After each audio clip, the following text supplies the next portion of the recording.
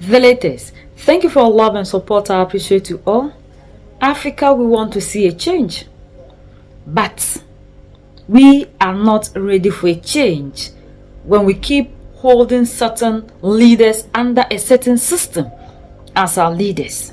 Africa is not good for anything except for bad things.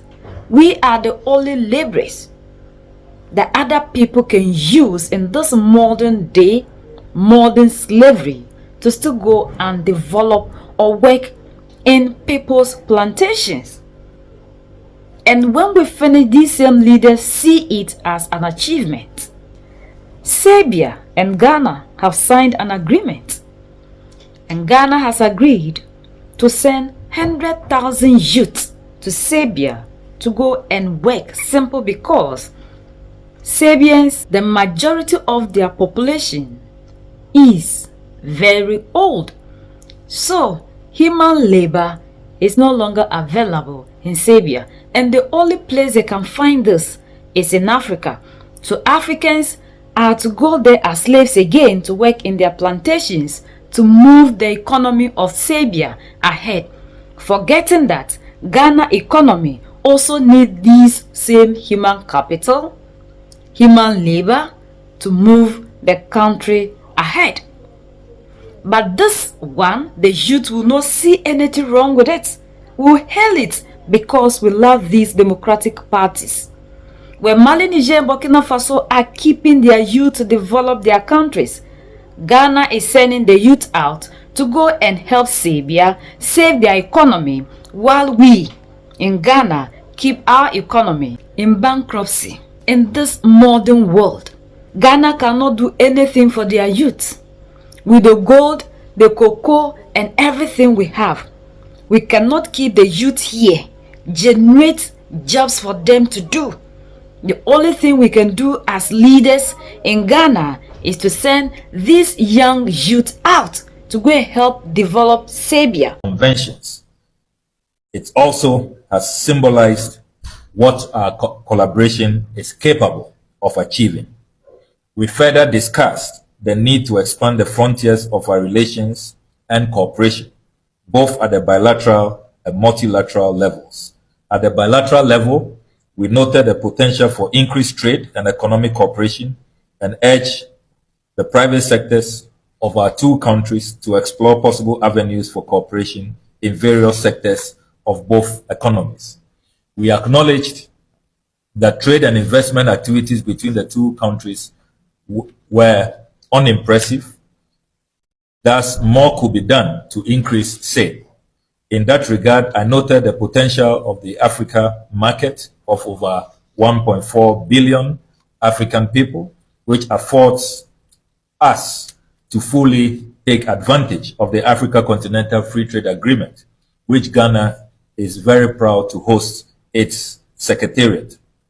We also, in our discussion, noted that Serbia has an aging population and will require a labor mobility agreement, taking full advantage of Ghana's very young population with a median age of 20.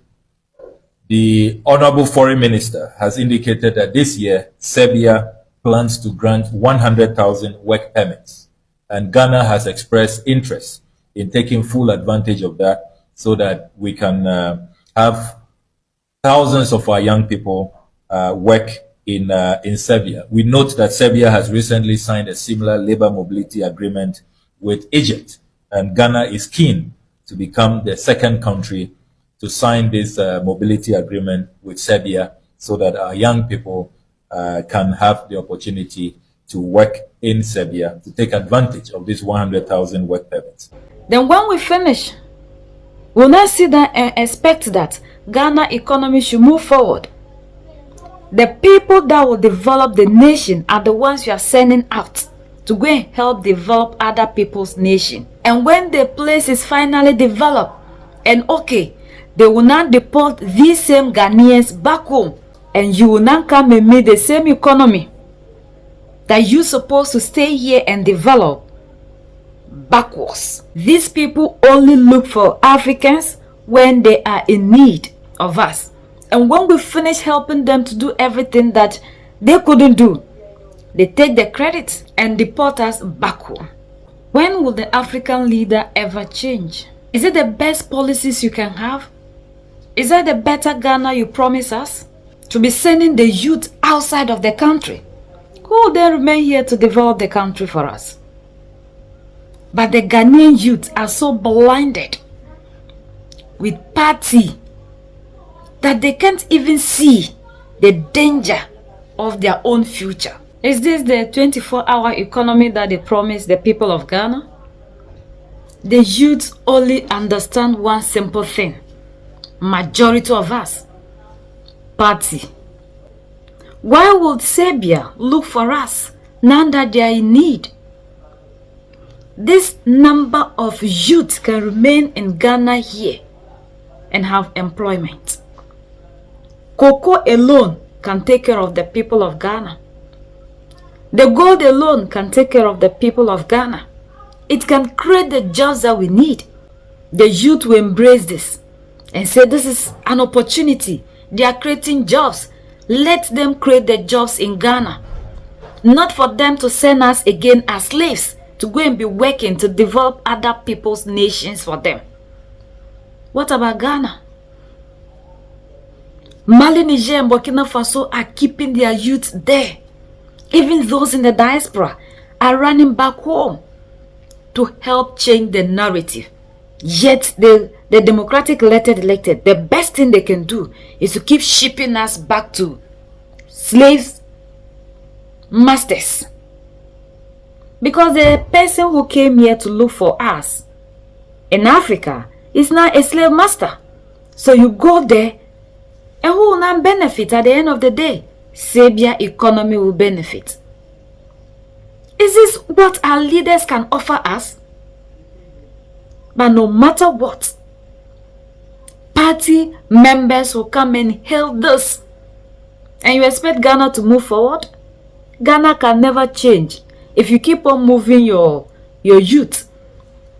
You signed the same deal with Germany. Now it is Serbia. You also signed with United Arab Emirates. Like, why will you be sending the youth of Ghana outside of Ghana? Who should remain in Ghana here and change the narrative for us? Are we seeing that happening in this people's country? Who ship their people here? And ours is to keep carrying our people outside of the country and in the continent. Yet we'll sit down in AU meetings and be giving speeches as to what we want to do to bring a change in Africa. Africa can never change if you continue to be selling us into slavery. But my brothers and sisters will not understand that this is more than slavery. They will see it as an opportunity and they will hail and thank these leaders. Why are they not going to Mali, Niger, and Burkina Faso? And it's only in the democratic elected.